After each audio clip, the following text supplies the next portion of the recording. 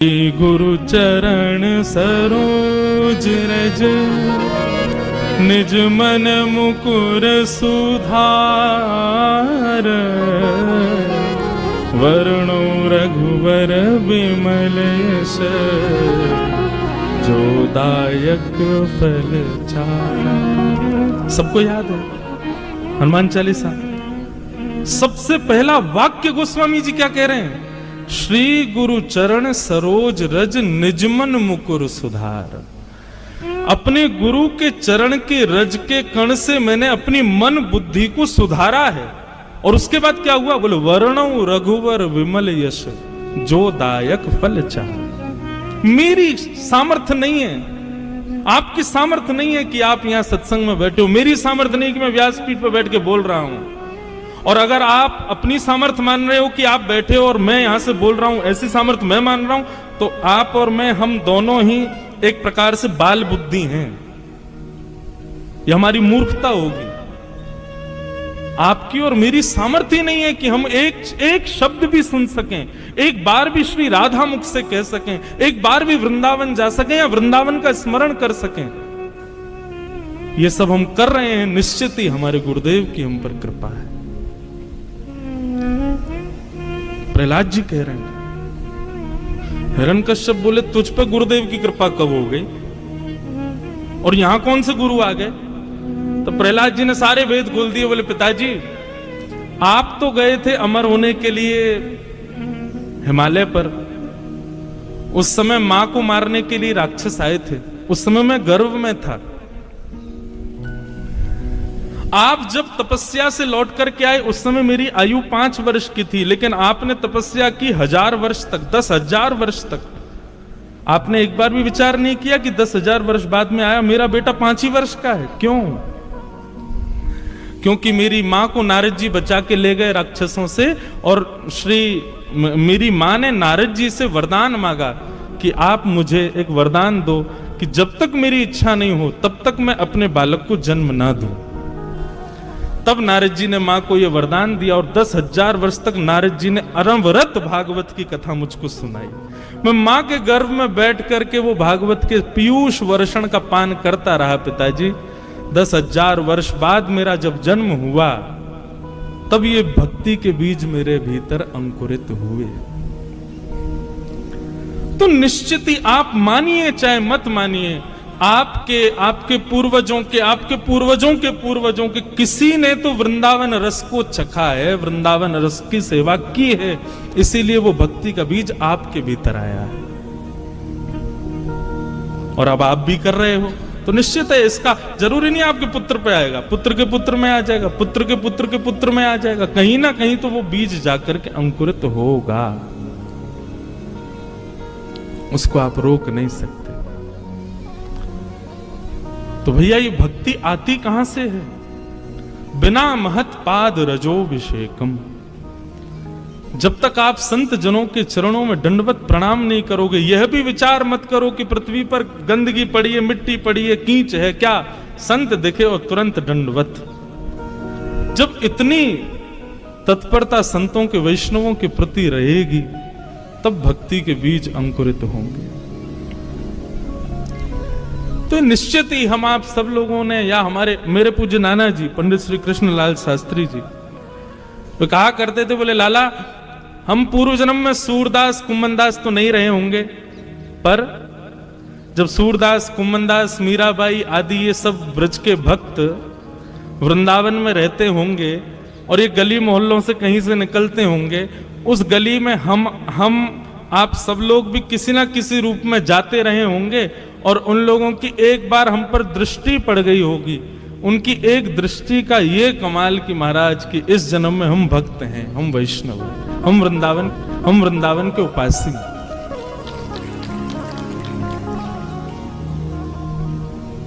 एक गुरुवाणी सुन रहा था मैं, चरण कमल तेरे धोए धोए पीवा मेरे सदगुरु दीन दयाल।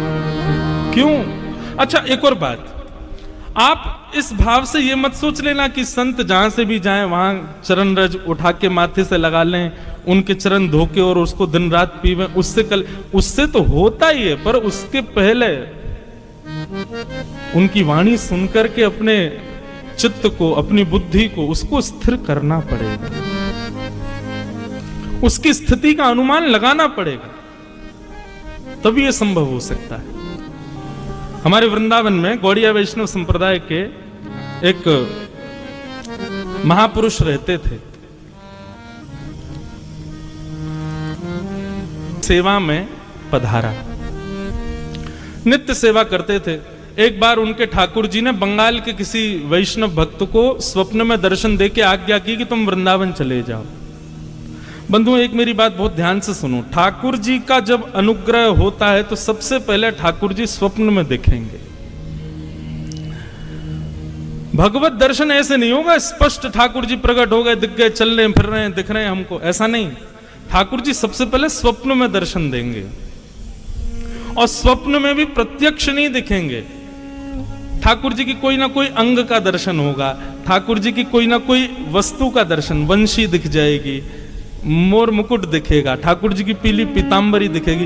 रात्रि में सोते सोते ऐसा लगेगा मानो चंदन की सुगंधी आ रही हो, केसर की सुगंधी आ रही हो। ऐसे ऐसे अनुभव ठाकुर जी कराते हैं। स्वप्न दर्शन सबसे पहला। हमारी एक बात मान लीजिएगा, स्वप्न में कभी ठाकुर जी दिख जाएं, कभी किसी को बताइएगा मत। प्रेम को और रत्न को दोनों को गोपनीय रखना चाहिए। प्रचार कर दोगे रत्न कहां रखा है तो चोरी होने का भय रहता है। ऐसी प्रेम का भी ढिंडोरा पीट दोगे तो निश्चित है कि आपका प्रेम एक दिन नष्ट हो जाएगा। इसलिए प्रेम और रत्न दोनों गोपनीय रखने वाली वस्तु। तो भगवत कभी दर्शन स्वप्न में हो या कोई अनुभव कभी भी हो तो कभी किसी से कहना नहीं। हाँ, कभी ऐसा लग रहा हो कि किसी की भक्ति में विश्वास जग जाएगा मेरे बताने से, तो कह देना, लेकिन बहुत सकुचा के संकेत में कहना, ज्यादा मत बोल देना। तो स्वप्न में ठाकुर जी दिखते हैं। स्वप्न के बाद प्रतीक्षा करो कि अब जागृत अवस्था में उनका अनुभव होगा। आप जहां बैठे हो ऐसा लगेगा ठाकुर जी यहीं विराज रहे थे, आपको ऐसा लगेगा ठाकुर जी ने कोई अनुग्रह किया, कोई कृपा की है। तो पहला स्वप्न दर्शन, दूसरा अनुभव दर्शन, और तीसरा होगा प्रत्यक्ष दर्शन। ठाकुर जी दिखे ही जाएंगे, सामने ही खड़े हो जाएंगे। बहुत लंबी दूरी है भैया हमारी और ठाकुर जी की, थोड़ी नेक समीप करनी है। तो ये नाम जब तिलक लगाना, कीर्तन करना, सत्संग सुनना, इसके पीछे एक ही उद्देश्य रखो, ठाकुर जी स्वप्न में ही आ जाओ, और कुछ नहीं। तो एक बार तो कोई अनुभव कराओ। तो बंगाल के एक भक्त को ठाकुर जी ने स्वप्न में जाकर के कहा कि तुम वृंदावन जाओ, हम तुम्हारी भक्ति से बड़े प्रसन्न हैं, और वहां एक गौड़िया वैष्णव बाबा रहते हैं, उनके यहाँ मदन मोहन जी की सेवा है, तुम वहां जाकर के उनका अनुग्रह स्वीकार करो। बंगाल से वो व्यक्ति वृंदावन आया, सत्य घटना है। वृंदावन आकर के उसने बाबा जी का परिचय पूछा, उनके पास गया, जाकर के उसने ये नहीं कहा कि ठाकुर जी ने स्वप्न में आज्ञा की है। भक्त का ये भी स्वभाव होता है, वो अपने ऊपर होने वाली कृपा का प्रदर्शन भी नहीं करता। एक बात से बचिएगा, भक्ति में प्रदर्शन की स्थिति नहीं आनी चाहिए। हम सबको दिखाएं कि देखो हम भक्त हैं, नहीं, ऐसा भी नहीं होना चाहिए। अपनी भक्ति को जितना हो सके गोपनीय रखो, छुपाओ। इस भक्ति की प्रणालिका को कहते हैं अंतर्निष्ठ भक्ति। जैसे एक प्रकार से आज की भाषा में कहूं, हमको कोई प्रिय लगता, हम किसी से प्रेम करते हैं, लेकिन कभी कहा नहीं है?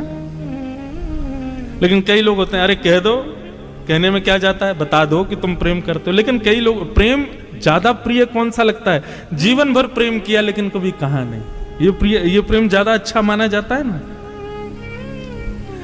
ठीक वैसे ही ठाकुर जी के हम पर कितनी कृपा हो रही है, हमारी भक्ति कितनी, इसका ज्यादा प्रदर्शन नहीं होना चाहिए। उसको जितना हो सके गोपनीय रखो। तो आकर के बाबा के चरणों में प्रणाम किया। उसने नहीं बताया कि ठाकुर जी ने स्वप्न में आज्ञा की कि तुम वृंदावन जाओ। बाबा ने कहा कहो कैसे आए? बोले बाबा ब्रजवास करना है, आप अपने चरणों में हमको रख लो। अपनी गुरु प्रणाली बताओ, अपने दादा गुरु, परदादा गुरु, परदादा गुरु के नाम बताओ। आजकल ऐसा नहीं होता है। आजकल यदि पहले बंधुओं दीक्षा तभी देते थे, दीक्षा देने के बाद में आपका नियम होना चाहिए कि गुरु का नाम, दादा गुरु का नाम, परदादा गुरु का नाम, हमारे गुरु परंपरा में वस्त्र कैसे होते हैं, नाम जप कैसे होता है, प्रसादी कब होती है, गुरुओं के उत्सव कब होते हैं, ये सब गुरु प्रणाली में पूछे जाते थे। आजकल किसी को नहीं पता होते। लेकिन कोई बात नहीं, आप अपने गुरु को ही जानते हो, यही बहुत है। तो बाबा ने पूछा अपनी गुरु प्रणाली बताओ। उसने कहा बाबा मुझे गुरु प्रणाली तो नहीं पता। बोले गुरु प्रणाली नहीं पता?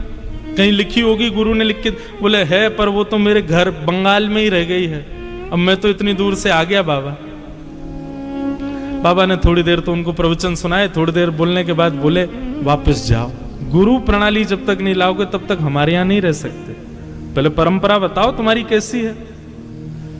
गुरुजन भी अपनी सिक्योरिटी रखते थे। इससे यह भी पता चल जाता था कि वैष्णव वास्तव में वैष्णव है कि नहीं। कहीं ऐसे तो नहीं बस लगाए तिलक फोटा चले आए। गुरु आज्ञा हो गई कि वापस जाओ, गुरु प्रणाली लेके आओ। उस समय मथुरा में स्टेशन नहीं था, हाथरस से रेल पकड़नी पड़ती थी। सोचो कितनी पुरानी बात। बेचारे गुरु आज्ञा मान करके वृंदावन से हाथरस निकल गए। लेकिन ज्यों ज्यों वृंदावन से चरण बाहर रख रहे हैं, त्यों त्यों उनके हृदय में पीड़ा हो रही है। जैसे तैसे तो वृंदावन मिला, श्री जी ने, ठाकुर जी ने कृपा करके मुझे भेजा, परंतु गुरु आज्ञा हो गई कि छोड़ के जाओ, तो अब तो गुरु आज्ञा भी माननी पड़ेगी। हाथरस पहुंच गए। अब जैसे जैसे वहां पर ये भाव आ रहा है कि इतनी देर में रेल आ रही है, इतनी देर में रेल पहुंचने वाली है, ज्यों ज्यों रेल समीप आवे स्टेशन के, त्यों त्यों व्याकुलता हो। क्या करूं? वृंदावन छोड़ूंगा तो रेल में बैठते ही मेरे प्राण निकल जाएंगे, और वृंदावन नहीं छोड़ के जाऊं तो गुरु की आज्ञा। तब वृंदावन का स्मरण किया, और वृंदावन के श्री बांके बिहारी, राधा रमण, राधा वल्लभ, श्याम सुंदर, यमुना मैया, ब्रज रानी, रज रानी, गोपेश्वर महादेव, सबका स्मरण किया। बोले आप सब कृपा करो, मुझे ब्रज से दूर नहीं जाना, लेकिन मैं क्या करूं, गुरु आज्ञा है, उसका भी पालन करना है, तो आप ही सब व्यवस्था करो, कैसे ये सब हो कि मैं ब्रज से भी ना जाऊं और गुरु आज्ञा भी ना टले। आप विश्वास माने, वो आंख बंद करके वृंदावन को प्रणाम कर रहे थे, रेल सामने आई, सब बैठ गए और रेल निकल गई, वो खड़े ही रहे, उनको पता ही नहीं चला रेल आ गई थी। जैसे ही नेत्र खोल करके देखे तो सामने रेल जा चुकी। उन्होंने पूछा भैया बंगाल जाने वाले? बोले वो तो निकल गई रेल। बोले अरे ये तो अपराध हो गया, मैं रेल में बैठा नहीं, गुरु आज्ञा मानी नहीं, क्या करूं क्या करूं। परंतु बंधुओं, यहां जैसे उसने वृंदावन का स्मरण किया, बाबा जिनके यहां वो गया था, वो जैसे ही लेटे थे तो स्वप्न में श्री जी प्रकट हो गए, और श्री जी प्रकट होकर के बोली उस बालक को हमने भेजा था वृंदावन। वृंदावन कोई अपनी इच्छा से नहीं आता, वृंदावन तुम्हारी इच्छा से नहीं आता, मेरी इच्छा से व्यक्ति वृंदावन आता है, और तुमने उसको वापस क्यों भेज दिया? बाबा बोले श्री जी मैंने तो गुरु प्रणाली मांगी थी। उसने कहा घर है, तो मैंने कहा जाओ ले आओ। बोले अपने राधा, अपने मदन मोहन जी के सिंहासन के नीचे देखो पर्ची में हमने उसकी गुरु प्रणाली लिख करके रख दी है, उसकी गुरु प्रणाली वहीं रखी है, जाकर के तुम उसका दर्शन कर लो, और वो कल जब आए तो उसको स्वीकार कर लो। अब वो बालक सोचे मैं क्या करूं, रेल तो निकल गई, 4 दिन तक रेल आनी नहीं है।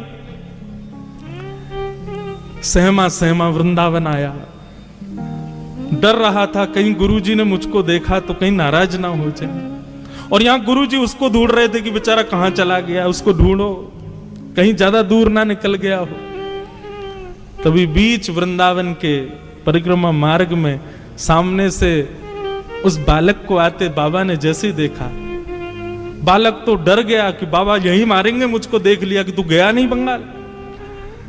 लेकिन बाबा तो दौड़ करके आए और हृदय से लगा लिया, नेत्र सजल हो गए। बोले मुझे तुम्हारी गुरु प्रणाली मिल गई। बोले कैसे? बोले कैसे क्या बताऊं, श्री जी लिख करके देके गई अपने हाथ से तुम्हारी गुरु प्रणाली, ताकि तुम्हारा ब्रज ना छूटे, तुम्हारा वृंदावन ना छूटे। ऐसे कृपालु हमारे बंधुओं, मैं आजकल अपनी कथा में कहने लगा हूं, हमारे वृंदावन के 5 पंचायतन हैं। हमारे वृंदावन बिहारी लाल जी के चरण सेवक यहां विराज रहे हैं। इनके सन्मुख अनुग्रह करके कहूं, और ये मोहर लगाएंगे मेरी बात पे, हम लोग वृंदावन जाते हैं और वृंदावन जाते ही सीधे बिहारी जी जाएंगे, राधा वल्लभ जी जाएंगे, राधा रमण जी जाएंगे, नहीं।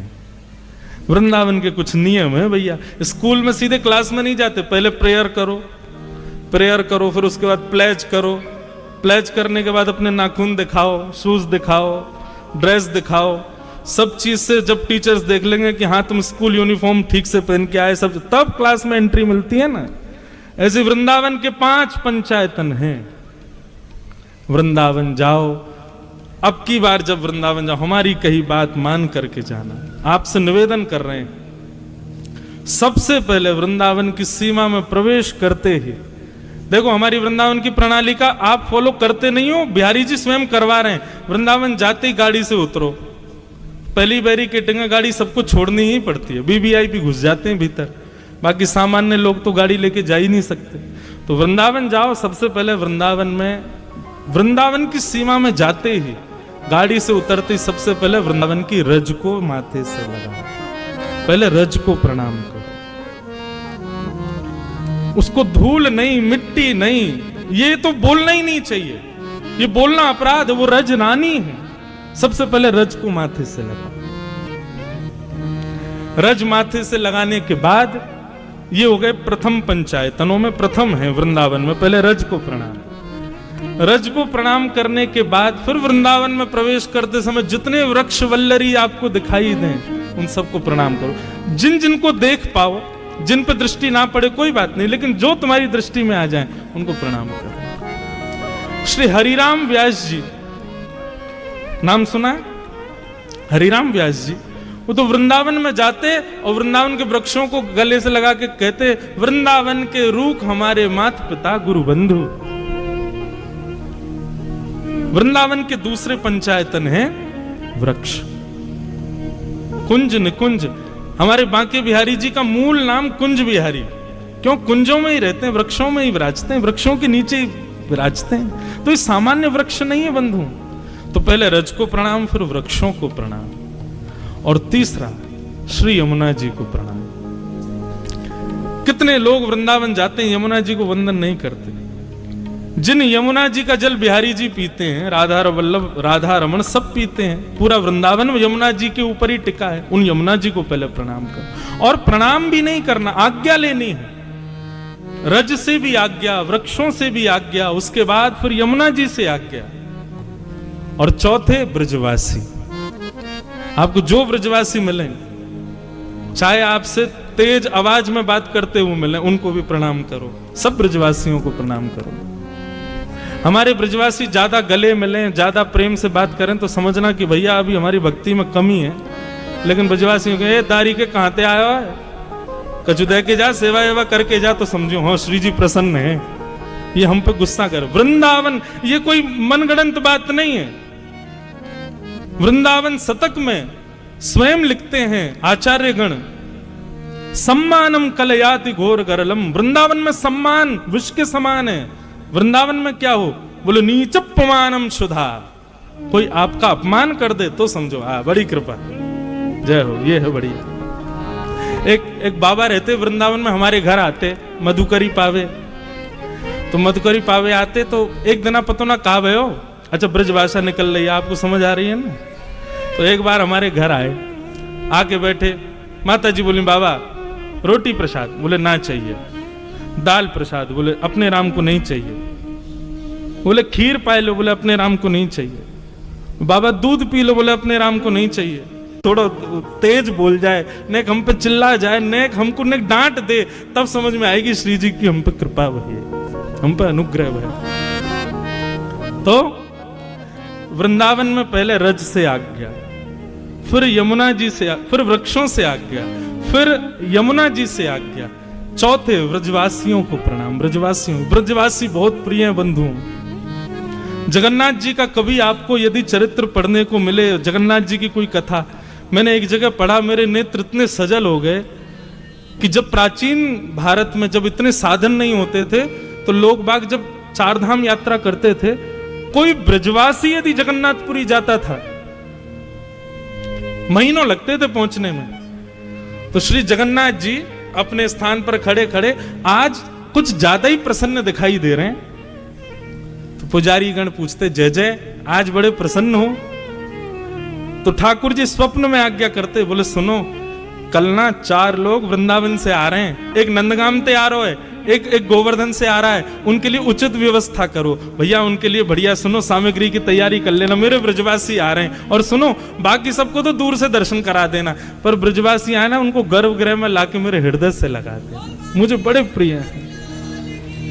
तो भैया ब्रजवासियों को देख करके यदि आपको ऐसा लगे कैसे बोल रहे हैं, कैसे चल रहे हैं, अरे देखो क्या कर रहे हैं, नहीं, ठाकुर जी के प्रिय हैं, जैसे हैं उनको प्रिय हैं। तो चौथी आज्ञा ब्रजवासियों से, और 5वीं आज्ञा हमारे वृंदावन में विराजमान देवादिदेव महादेव श्री गोपेश्वर महादेव, उनसे आज्ञा। गोपी प्रेम की, गोपी प्रेम की भिक्षा दीजे, कैसे हूँ मोहे अपनों कर ली। इन चारों से आज्ञा लेने के बाद गोपीनाथ बाजार में विराजमान श्री गोपेश्वर महादेव जाना, और वहां झोली फैला करके ऐसे महादेव से मांगना कि हमको गोपी प्रेम दो।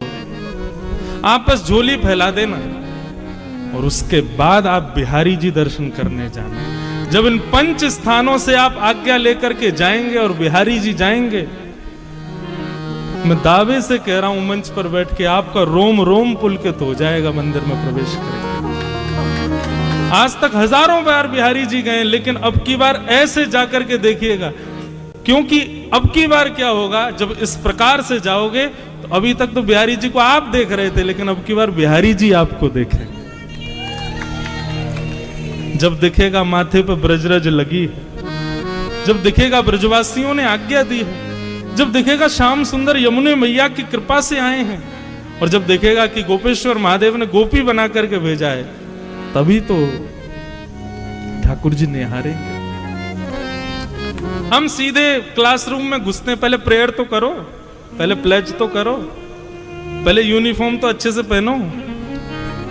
क्लासरूम क्या है, बोले बिहारी जी, राधा वल्लभ, राधा रमण, ये सब क्लासरूम है वृंदावन के, लेकिन पहले वहां की यूनिफॉर्म तो धारण करो, माथे पर रज हो, मुख में राधा नाम हो, और हृदय में गोपी भाव हो, तब बिहारी जी देखते हैं, तभी बिहारी जी की कृपा होती है। और फिर जब इस प्रकार से जाओगे तो सब लोग बिहारी जी में जाके यही गाओगे। मीराबाई कहती हैं, लागे वृंदावन निको अली माने, लागे वृंदावन निको वन धाम की, ऐसो वृंदावन धाम।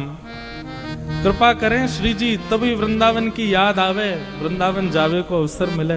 तो अब की बार भैया ये पंचायतन को पहले प्रणाम करियो, पहले रज को प्रणाम करियो, फिर वृक्षन को प्रणाम करके आज्ञा लियो, ब्रजवासी को, यमुना जी को, और श्री गोपेश्वर महादेव उनको प्रणाम करो, तब आप बिहारी जी दर्शन करने जाओ।